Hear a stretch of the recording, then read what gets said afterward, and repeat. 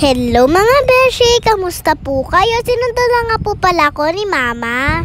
Napakailit nga ng panahon mga beshi. Tingnan nyo, naubos ko yung tubig ko kahit half day lang kami.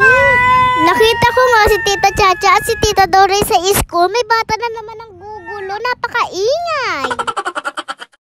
Dumaan nga ako kila Aling Us. Bibili ko ng latu-latuan na laruan. Kaya lang sold out na daw. Nauwi tuloy ako sa ice cream mga beshi. Shoutout nga pala sa delivery boy ng pizza. Hiyang-hiya pa sa camera.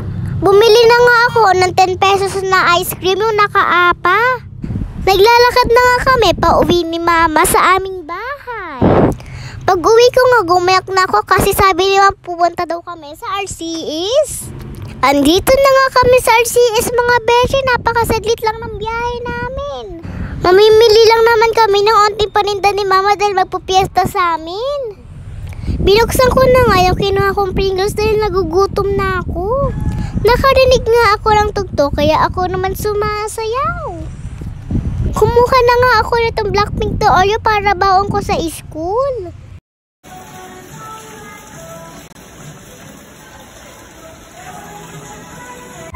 Tapos na nga kami mamili kaya pumunta na kami sa may cashier.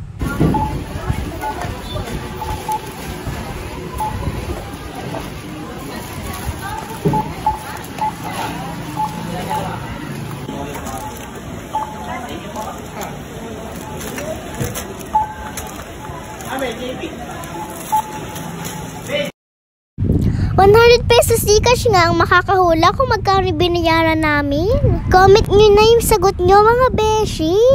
Pauwi na nga kami, dumaan muna kami sa Pagasilinahan. Shoutout nga po pala dito sa poging nagkarga sa amin. Nagpadaan nga kami kay Papa sa 7-Eleven dahil gagawin ko ay Coke Float hack.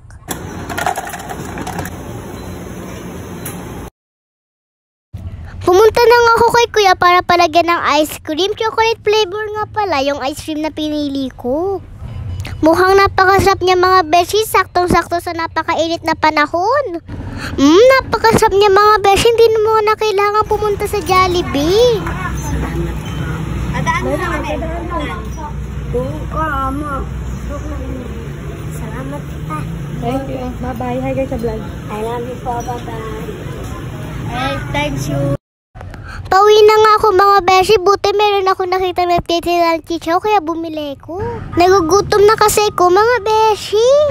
Mukhang napakasarap ng suka. Napakadaming sibuyas at sili.